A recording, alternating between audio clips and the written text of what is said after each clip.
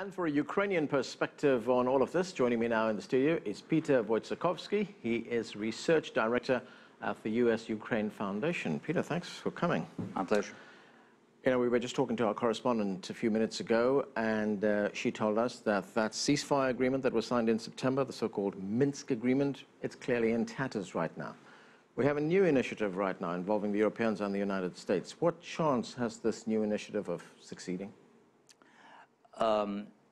We'll have to see, because the Minsk agreement, as you were saying, got in shambles almost from the very start. Those who follow the events on the ground could see that there was no real ceasefire from the very start. And day-to-day reports from Ukraine were reporting 1 to 5 people killed on the Ukrainian side every single day, and shellings. The number of shellings, bombardments would also be reported on a daily basis. It's now been calculated that in the course of those months, in the aftermath of the Minsk agreement, the so-called rebels, or terrorists as the Ukrainian government refers to them, have gained an additional of like about 500 square kilometers of territory. That's what the new report published in Washington this week mentions also. So the agreements never worked. Is a new deal going to work? I need to look at the details of what is going to be agreed on, but based on the experience we've had over this last year now, we can see that I'm not sure that Russia, the Russian leadership, is part of that agreement, and without that, nothing's going to work. Well, the conditions that have been laid down by the United States is that heavy weapons be moved out of the area, the border be closed to heavy weapons, and foreign fighters move out of the area. I mean, how realistic is that? Personally, my feeling is that this warfare, hopefully, this warfare is going to continue for years ahead. My biggest hope is that it's going to remain a relatively low intensity by international standards and within a confined territory. That's my best hope, which still means people are going to be killed. We know that more than 5,000 have been killed, most of them military, some civilians. And I'm afraid there is no easy solution. Some people are saying that the situation can only be resolved with a change of political regime in Russia, which some people predict may happen, but again, it will take time.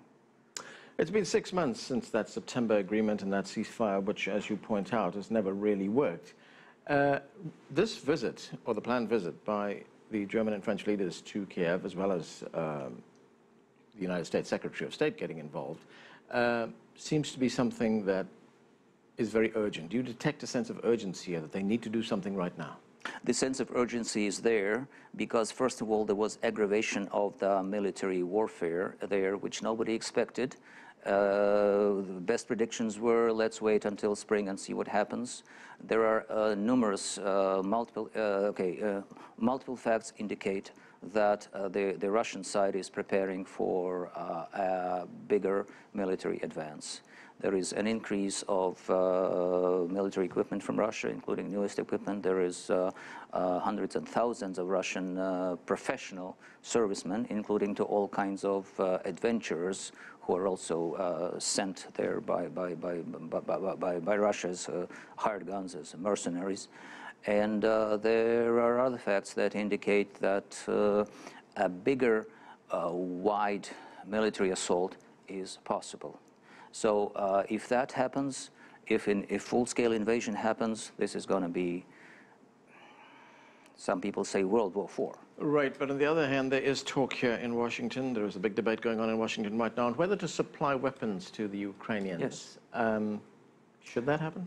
It's part of the equation now. That's one way to answer the threat. I've heard people say that if now look. Some time ago, President Obama referred to this situation as a bigger country bullying a smaller country. I think that's an inaccurate comparison. I think this bullying has now come to a level of torture, bloody torture. There's a distinction between bullying and bloody torture. So the bloody torture may result in Ukraine bleeding to death with no action taken, by other powers, which actually had been had given assurances of Ukraine's safety, this will put an end to the world system as we know it. Right. If there is going to be bloodshed, as you suspect there may be, then would it be a good idea to put more weapons into it, because it's just going to prolong the fighting, prolong the suffering of civilians in that area? The worst case scenario for both the United States and the international community at large is if Putin is allowed to conquer Ukraine and put it under his control like he's controlling his own nation. That, like I'm saying, it will be the end to everything. And the American leadership will be blamed by its own electorate if that happens. Right, if that happens. But one of the proposals that's been on the table for quite some time now is even greater autonomy for the eastern provinces. Those things can be negotiated. Those things can be discussed. But at the point, what we see is that Putin's regime is trying to use those territories as a tool to torture Ukraine. What is being done is not in the interest of the people who live there. The people who live there want just one thing: peace. The whole war that was started because Russia wanted it. Nobody but Russia wanted that war, and that's why it started. That's why it's been going on.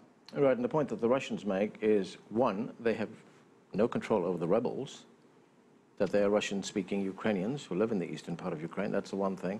And the other point that's been made, and this is going over an old argument, was that there was a legitimate government in Kiev that was overthrown.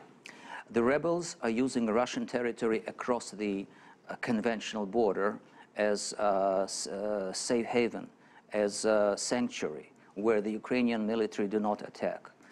They get all their supplies from Russia. If the border with Russia were sealed as the Minsk agreements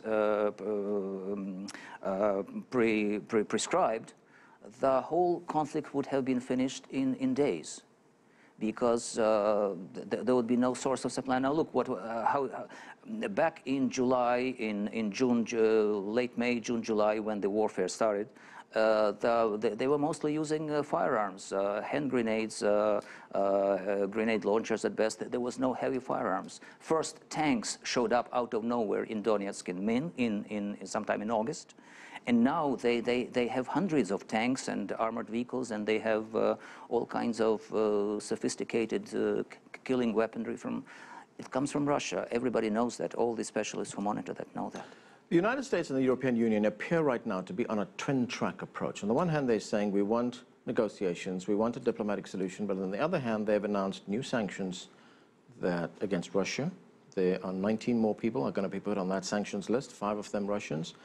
Possibility, talk of weapons going into Ukraine, and the European Union is, or at least rather NATO, is also saying that it's going to start deploying its rapid reaction force into a number of countries which neighbor Russia. I think Western leaders,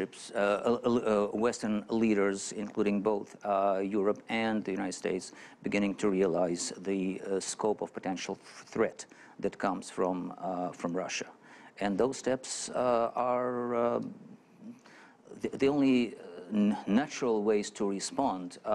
In fact, some people are saying that those are the right responses, but they are too slow and too little. In fact, some argue that if the whole scope of sanctions implied that are in place today had been used right as soon as Crimea was seized by Russia, the whole escalation would have been stopped.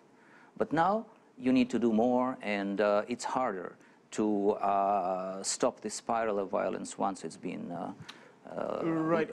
If the intention of all these measures is to put President Putin under even more pressure to seek a resolution to the conflict here, how much pressure is President Poroshenko under? President Poroshenko is under tremendous pressure. And if you compare the two presidents, I think that President Poroshenko is it's much easier to put pressure on Poroshenko, and he is a lot more responsive to desires expressed by Western governments and leaders, just because he doesn't want the war. That's number one. He doesn't have the resources to fight it, number two. And Ukraine has a totally different agenda. After the revolution that took place a year ago, they need to do reforms. The military state is blocking those reforms. In fact, Poroshenko is criticized domestically. Yeah. He is perceived as not resolute enough. He is perceived as one who refuses to admit that this is a war. Okay, Peter, we're going to have to leave it there. Thanks for joining us.